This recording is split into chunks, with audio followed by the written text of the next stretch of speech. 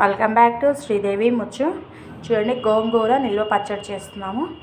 ఒక కట్ట గోంగూర తీసుకున్నాను, కొంచెం అది పండుమిరపకాయల పచ్చడి, జీలకర్ర, చెన్నిల్లిపాయలు. ఇంకా దీంట్లో ఉప్పుగానే మన వేస్తారు, అదే ఏం అవసరం లేదంటండి.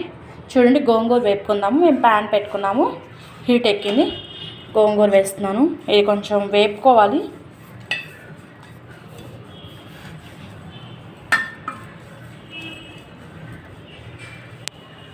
మనం ఉప్పు సాల్ట్ అంటే మన పొడిమిరపకాయల కారంలోనే సాల్ట్ వేసాం కదా, కళ్ళుప్పు వేసి నూరు పెట్టాం కదా, దీంట్లోని మనం చూసుకొని కొంచెం పడితే వేసుకుందాం. గోంగూర కూడా మనం ఒక కట్టే కదా తీసుకుంది, ఎక్కువేం తీసుకోలేదు.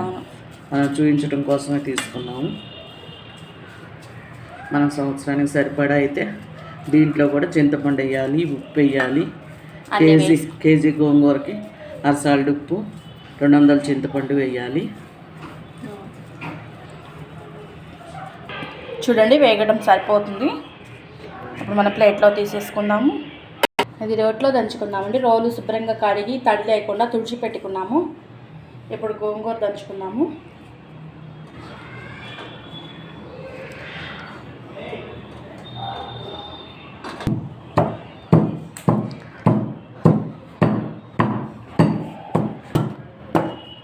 దంచుతుంది, కొంచెం నలిగితే బాగుంటుంది. ఇప్పుడు మరీ ఆకులుగా ఉంది. కొంచెం జీలకర్ర కూడా వేసుకుందామండి.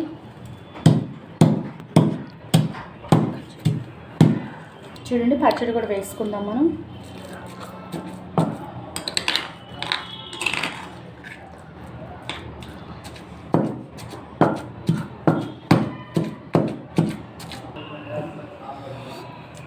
చిన్నులపాయలు కూడా వేసుకున్నామండి. ఇంకా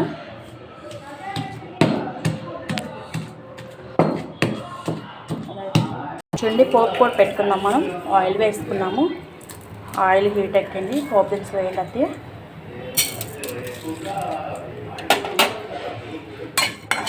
కొంచెం వేగనిద్దామండి. ఎండుమిర్చి కూడా వేసి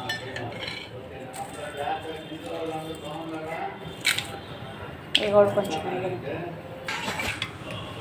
చూడండి, కరివేపాకు వేసుకున్నాం, కొంచెం ఇంగువ, చెన్నుల్లిపాయలు,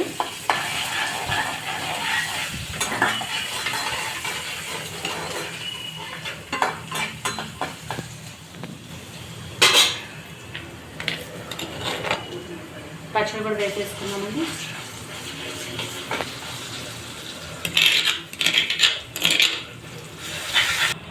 చూడండి, గోంగూర పచ్చడి అయిపోయింది.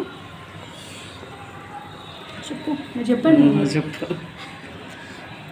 నచ్చితే లైక్ చేయండి, షేర్ చేయండి, సబ్స్క్రైబ్ చేయండి ఫ్రెండ్స్. సబ్స్క్రైబ్ మాత్రం మర్చిపోకండి. నిలవ పచ్చడి అండి ఇది, చాలా బాగుంటుందండి. గోంగూర, పండుమిరపకాయలు నిలవ పచ్చడి. Thank you friends.